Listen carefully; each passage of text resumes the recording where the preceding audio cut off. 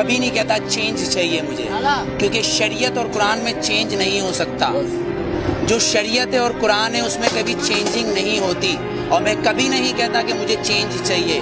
مجھے وہ چاہیے جو میرے آئین میں لکھا ہے. جسے یہ اسمبلی کے اندر بیٹھے ہوئے لوگ اسمبلی نو نو نو نو نو بالکل نہیں. اس آئین کو پڑھیں، کیونکہ آسما جہانگیر نے اس آئین کو اپنا بنایا ہوا ہے، صفدر عباسی نے اس آئین کو اپنا بنایا ہوا ہے. پر دستور پاکستان کا آرٹیکل نمبر 1 یہ کہتا ہے کہ یہ سلطنت خداداد پاکستان ہے، مطلب یہ اللہ کی زمین ہے. اگر میرا گھر ہے تو میرا قانون چلے گا. آپ نے مطالعہ پاکستان کی 9th کلاس کی کتاب پڑھی ہوگی جس کے اندر 14 نکات قائد اعظم کے ہیں، پر آپ آئین پاکستان پڑھنا بھول گئے جو منشور قرآن سے ہے. شاید نہیں پڑھا ہوگا آپ نے.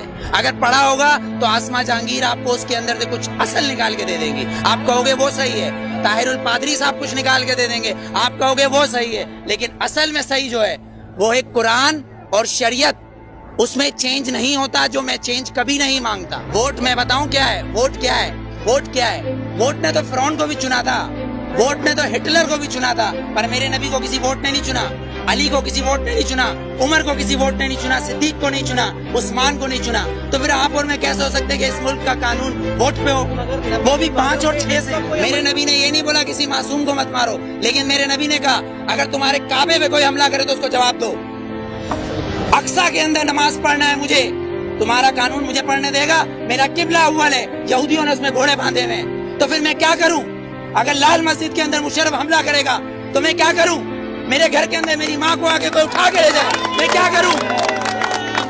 میرا قانون اس کی اجازت دیتا ہے، میرا قانون اس کی اجازت دیتا ہے. آرٹیکل 63 اور 62، آرٹیکل 63 اور 62 اس بات کی اجازت دیتا ہے کہ چیف جسٹس کو بھی چیک کرو، چیف جسٹس کو بھی چیک کرو. لیکن یہاں تو میں پارکنگ والا کھڑا ہوں، یہ پارکنگ والا میں کھڑا ہوں، یہاں گورنمنٹ آتی ہے کہتی گورنمنٹ کی گاڑی ہے.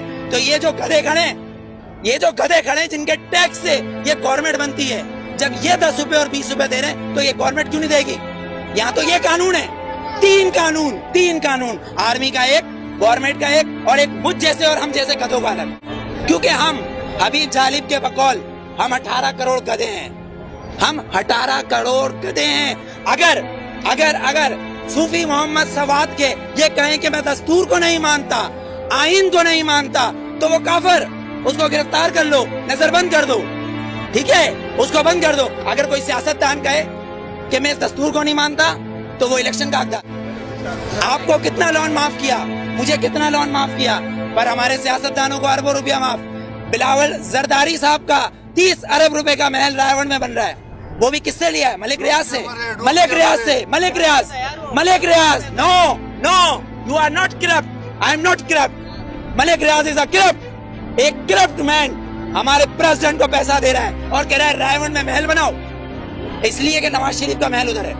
کیوں ٹھٹا میں بناؤ نا، لاڑکانہ میں بناؤ، ادھر غریب لوگ مر رہے ہیں. سیلاب آیا سندھ میں تو تم سوئٹزرلینڈ گھوم رہے تھے، ہاں؟ تم کس پاکستان کی بات کرتے ہو؟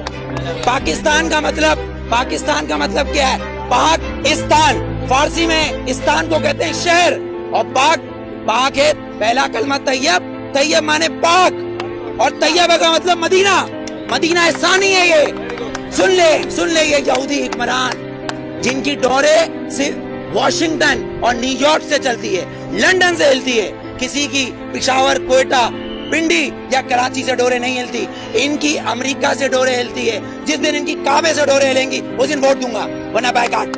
ووٹ میں بتاؤں کیا ہے؟ ووٹ کیا ہے؟